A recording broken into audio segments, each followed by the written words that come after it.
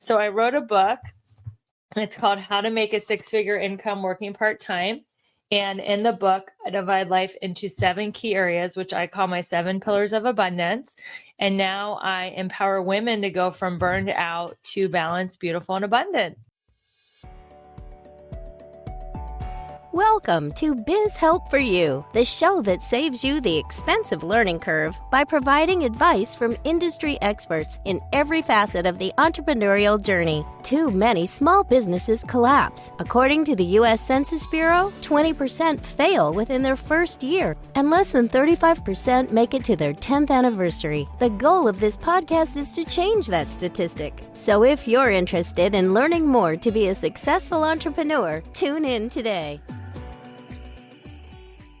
Now, let me tell you a little bit about my guest today. Rebecca Whitman is a distinguished success mentor, Princeton University honors graduate, and the accomplished author of international best-selling books, including Phenomenal Feminine Entrepreneurs, Business, Life, Universe, and How to Make a Six-Figure Income Working Part-Time. She was honored as the Life Coach of the Year by the International Association of Top Professionals and hosts the globally topped 5% ranked Balanced, Beautiful, Abundant podcast. Rebecca's unique philosophy centers on the concept of 7 pillars of abundance and assists individuals in achieving balance across these areas to enable them to lead more fulfilling and liberated lives. Rebecca's expertise and insights have been featured on major networks like ABC and CBS, and she's been a speaker at esteemed institutions such as Columbia University. Additionally, she has shared her knowledge and virtual stages with renowned thought leaders, including Grant Cardone, Jack Canfield, and Les Brown. So Rebecca, welcome to the show.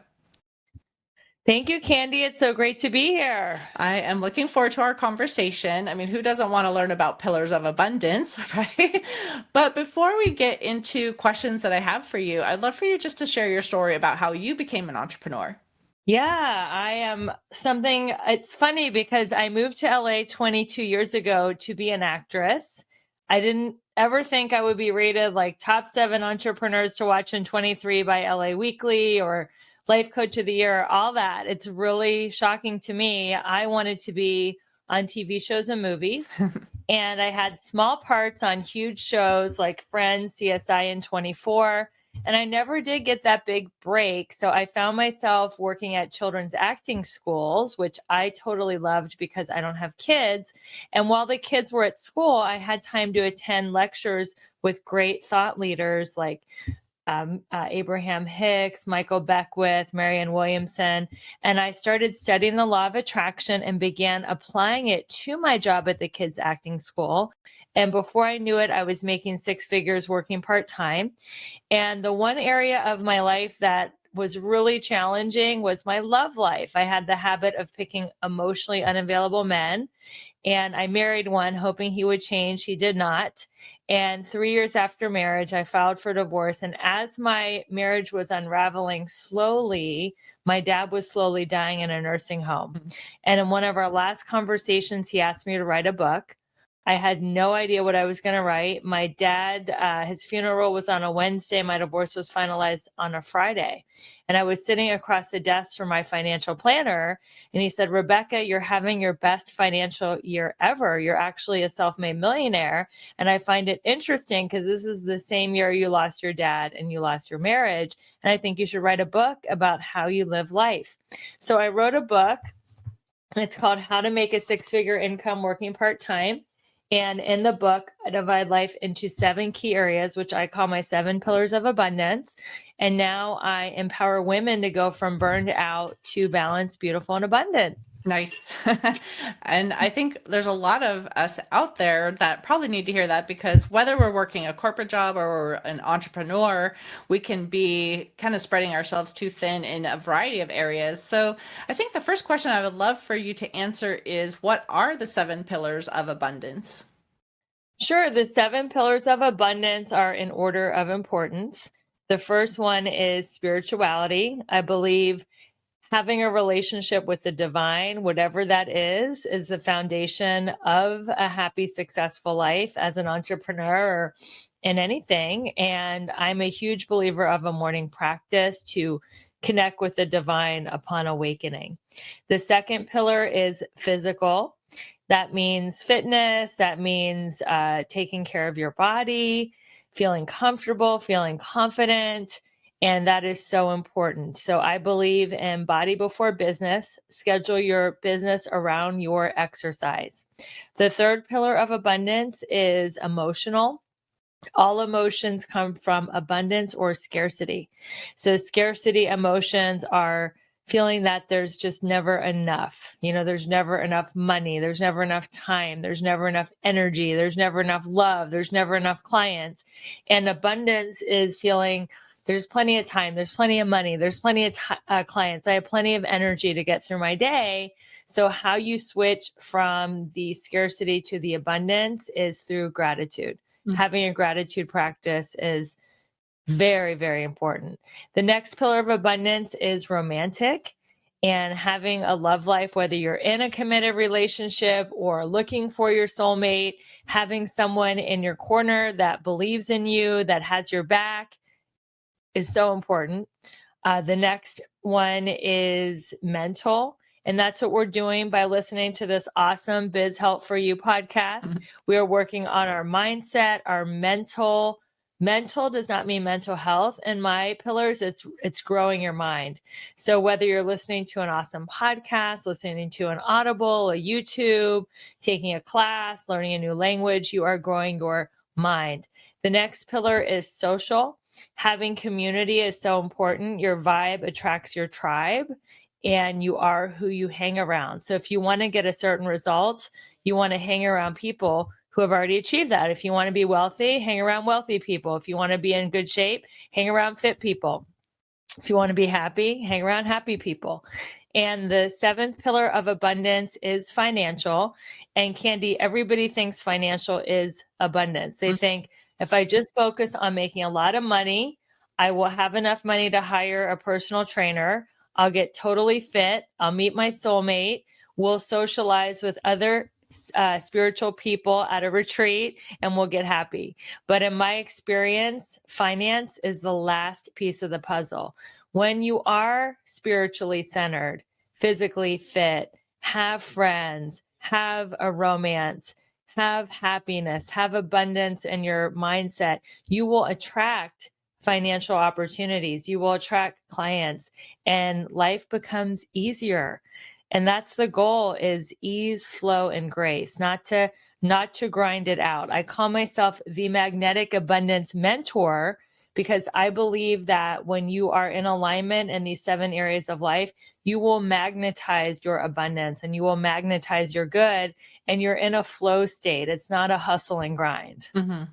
Well, and it's true that there's so many different aspects that we do have to focus on in our life so we can have that balance. But sometimes it's hard. And when you're saying, like all these other things should be in place first, someone might be thinking, well, I have to run the company and I have to be able to do all these things to make sure I generate the revenue. So it almost seems backwards. Like once I have, like you said, once I have the money, then I'll feel confident doing all these things. So for you to say it's really the opposite, I think might be eye-opening for somebody who's listening. I hope so, because the other things do not take a lot of time. People think, oh, it takes so much time to do all the 7 pillars of abundance. I won't have time to make money, but you do them all. It's almost more like a harmonious concert rather than a balance of one or the other. The spiritual is waking up every morning and having a morning practice. I am a huge believer in journaling. I met a woman when I was a teenager named Janet, and Janet gave me a format for a journal. I've been writing in that journal every morning for 30 years, and it has completely transformed my thinking from negative to positive. I think that she's an angel. I really do. I was shocked by how fast these life-changing journal prompts changed my life. So I've added some other ones as I've gone on my spiritual journey and my financial journey, and I want to gift that to your listeners. But doing the morning practice takes me anywhere from like 10 to 15 minutes. I work out 5 times a week. Emotional, it's just being mentally disciplined. Romance. I have one date night a week with my husband, and I really love helping entrepreneurs meet their soulmate, especially women in midlife. I have a program called 7 Steps to Manifest Your Soulmate in Midlife, which it brings me so much joy because I manifested my husband in midlife, and I love showing other women it can be done. So having one date night a week with your romantic partner. The next one is mental. You listen to podcasts and audibles and YouTubes in the nooks and crannies of your day while you're driving, while you're walking the dog, while you're doing household chores. And then social, I try to schedule one social visit a week with a friend, just a coffee or a lunch, nothing crazy. And then everything else is financial. So it's about time blocking. It's about figuring out, how you can structure your day. I like to think of my financial life as kind of like a HIIT training class. HIIT training is, you do like an interval and you work out really hard, and then you kind of take a short break, and then you do another interval. And I think of structuring my time in time blocks like that. I do an hour, and then I'll take a little bit of time off, and then I'll do another hour. And I like to call them power hours. And it's amazing how much you can get done. I actually have 4 businesses, and most of them are 6-figure businesses. So it's amazing. Nice. So if someone is listening and saying, okay, well, I understand what you're saying and I need to focus on these, but I think it might be hard to start with all 7, right? To really focus on them. Right. Like, what do you recommend maybe they focus on first? I mean, I know you said kind of in order, spiritual first and physical and things. So maybe you are going to say spiritual, but if somebody is just like, okay, how do I get started if I'm not doing this? What would you say? I would say the very first step is to wake up a few minutes early and create a time for a morning practice. Whether that is 5 minutes of just sitting still with your coffee and just calming yourself, or, doing the journal like I'm going to gift you guys, or prayer meditation, just having some kind of calm start to your day. Because have you ever had a day where you just wake up late and you wake up on the wrong side of the bed and you spill your coffee, and then you pull out of the driveway and hit something? Like it just snowballs. So starting the day in a calm state, I think, is the most important thing. And then if you do feel yourself getting harried and getting nervous and getting that energy, like, oh my God, like, you can restart your day and have another morning ritual in the middle of your day. It's just a way to connect to the divine. The second thing I would say is schedule your workouts on Sunday night. Even if you just work out 3 times a week, you can get benefits.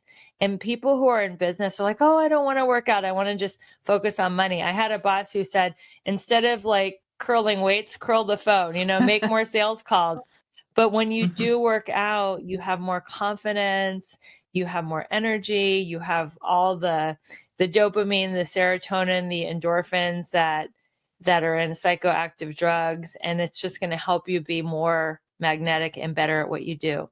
So if all you could do is just make those 2 shifts of having a morning practice and doing your exercise, I think you would be amazed how much your life shifts and how much more energy you have. Perfect. Well, you've also said that someone should keep their job and find a side hustle. So why do you say that? Yeah, I do say that. Now, a lot of business coaches say the opposite. They say, max out your credit cards, put yourself in a do or die situation. You have to burn the bridge to take the island, or burn the boats, however the saying goes. And that you put yourself in this like make it or break it situation. And I have a lot of friends who have done that, and they actually go bankrupt. They, they don't make their bills. Their family loses their health insurance, and it's a really dire situation. I tell people, let's make business fun. Having fun gets it done. Having fun makes you magnetic. People want to work with people that are having fun. You don't want to come from an energy of desperation. You want to come from an energy of contribution. And when you have all your bills paid and you have your health insurance and you have a product, good, or service that really lights up your heart and you want to share it with people, that's what's going to attract people to you. So I believe in having a side hustle. I actually have a program called Create a Six-Figure Side Hustle, how to take your passion to a profitable business. And when you have a side hustle, it makes your life fun. Maybe you're really burned out at your current job. Having the side hustle could really give you something to look forward to at the end of your day or to do it on your lunch break. And some people, when they make enough money with their side hustle, they quit their job. But I'm also a huge believer in keeping the job and having multiple streams of income, because the money that you make from the job, you can reinvest that into your side hustle. You can pay a VA, you can buy that software program. And it's amazing if you do the time discipline like I've laid out, you can have both. The average 1%er has 7 to 10 streams of income. That's true. I agree with you on that point too, especially if someone is just wanting to start their business for multiple reasons. Because often when they come up with a plan too for their business, they either overestimate the income they think they're going to make or underestimate the actual expenses, and they run out of cash. And then, like you said, you go bankrupt and then you've lost your business. And so if you have that regular job, right, that you know is going to cover your expenses, then you could build up the cash reserves that you need, to operate, that business as you launch it and not be so stressed about it. And then you also don't have to take any client that comes along. Like I said, you could have an ideal customer that you want to work with. And so if someone comes along that you realize is not the best fit, you don't have to take them just because, you have to have the income. So I love that you actually said that. And I think it gives people permission to realize you don't have to say, okay, I'm launching, I'm going to quit. And, like you said, I'm all in and I have to make it work, because I've seen the statistics. And even since COVID, when people ended up starting businesses because they had to, a lot of people lost their jobs. 50% of businesses that started during the pandemic have failed. Right. And that's one reason I have this podcast, is because I want to educate and help people be successful.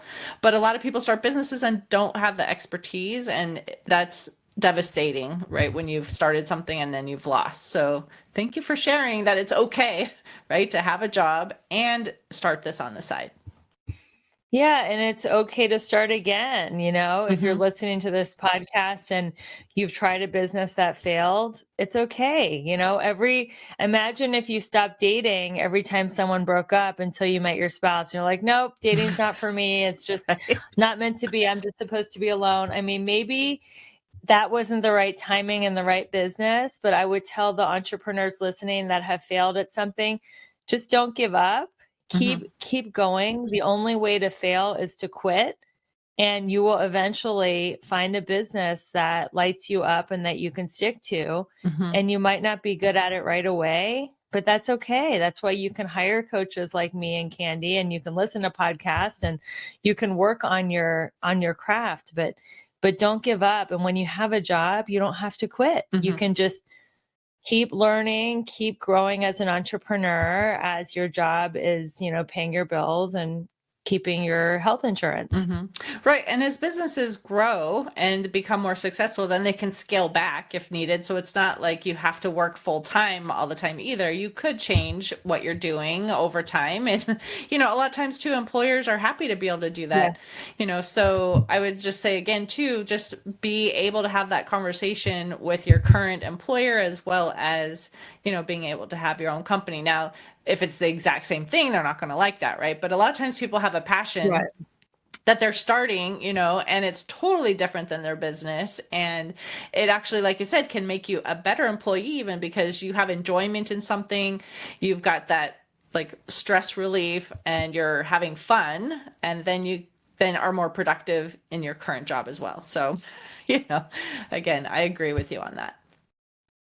Yeah. And, that's what happened to me. I mean, I still work at the kids' acting school, but now I only work 3 days a week because I love working with the kids, and it's great money. And I put my other hours toward my side hustles, and my boss knows that I have multiple streams of income. So that's a great point. You can you can scale back with your job as your businesses take off. Right. Well, I also wanted you to touch on, obviously, these pillars that we have, things are going to shift over time. So you might be doing really well in an area and then something may happen and maybe you're, kind of dropped in terms of how much focus you have on that. So do you want to talk to the person who's listening who maybe is in an area where maybe they know they should be focusing on this, but some things have changed and they're not doing as well? And what can you do to encourage them? Well, fitness is what came to mind. So many people like, I know I should eat clean. I know I should work out. I know I should drink my water. And it's so easy when you get into the habit of not doing it. So I would just tell them, don't wait until, Monday. Don't wait until January 1st. Don't wait until someday. Just start now. You are where you are on your journey. And health is a journey. Health is just about choices, and just do your best to make the next better choice. And the same thing is true with anything. I mean, any of the 7 pillars, you are where you are. Maybe you just had a divorce and you feel like you're never going to date again, or maybe you got destroyed financially by the divorce. But you know what? You will rise again. You can come back. Humans are so resilient. And I really believe that with the right coaching, the right tools. I mean, this book here, this is all about resilience. It's $10.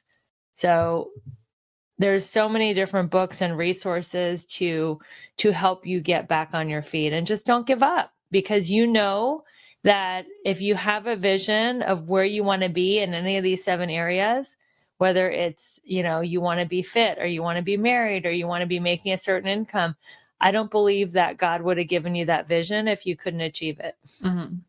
Perfect. And is there any other takeaway that you wanted to share on this topic that I didn't ask the question about? Well, I would just tell business owners to not be afraid to invest in themselves, because your mindset is so important in business. You could have all the technical know-how, and you could know, how to program software or ClickFunnels, or, all the ins and outs of your product. But if you don't have the right mindset, people are not going to be attracted to work with you. And you have to have a presence on social media. I mean, even accountants and podiatrists have to have a presence on social media, because when people decide if they want to work with you, the first thing they're going to do is look you up on social media, and they're going to look over your pictures and your content and think, do I want to work with this person or not? So I would tell everybody who's listening to this, you want to work on your personal brand, and whether you love or hate social media, it's not going anywhere. And this is the way that business is done, and to work on your social media. And that's one of the things in Create Your 6-Figure Side Hustle. I really help entrepreneurs get their social media dialed in. Perfect. Well, you did mention you have a journal. So I'd love for you just to share a little bit more detail about your offer, and also how can listeners connect with you if they want to learn more? I have this amazing journal, and it's called my Abundance Journal, and it's life-changing journal prompts. And I believe in it so much. I'm so certain that if you write in it every day for 10 days, I'm convinced you'll have some kind of a breakthrough in your personal life or in your business, because this journal just helps you flip your perspective. And I'm giving you that as a gift. And I'm so excited to hear what happens. So find me on social and let me know how you like the journal. Tell me what happens after you write in it for 10 days. You can find me on Instagram at Rebecca E. Whitman. You can find me on Threads, Twitter, all the things at Rebecca E. Whitman. And you can also look at my website, Rebecca Elizabeth Whitman with a Z. And on my website is my personal email address. So I would love to stay in touch with you guys. And Candy, thank you so much for having me on the show. Perfect. Well, thank you for coming and talking about this topic. I'm sure the listeners have found some great tips, from here, and hopefully, they'll reach out and get that journal too to help them along that even more, to focus. And like I said, think of gratitude each day as well, and that will really shift kind of the outcome of your day, right? So thank you. Gratitude is part of the abundance journal, and I'll just end with this: happiness is not getting what you want; it's wanting what you have, and that is going to attract more of what you want to you. So true. Perfect. Well, thank you for sharing that. I appreciate it. Thanks so much. Thank you for tuning in today. Would you please share this episode with those you know and leave a review on your favorite platform? And if you find our show informative, would you consider being a financial sponsor to help me continue my mission to educate business owners? A link is located in the episode description, and no amount is too small. I'd really appreciate your support. If you are interested in connecting with our guest and receiving the offer they had to share, a link to our resource page is in the show notes. Finally, if you have any bookkeeping or payroll needs, reach out to us at 310-534-5577 or contact@abandp.com. My team and I are eager to assist you. Until next time, have a great day. Thank you for listening to Biz Help For You. Please join your host, Candy Messer, again next time. Have a terrific day.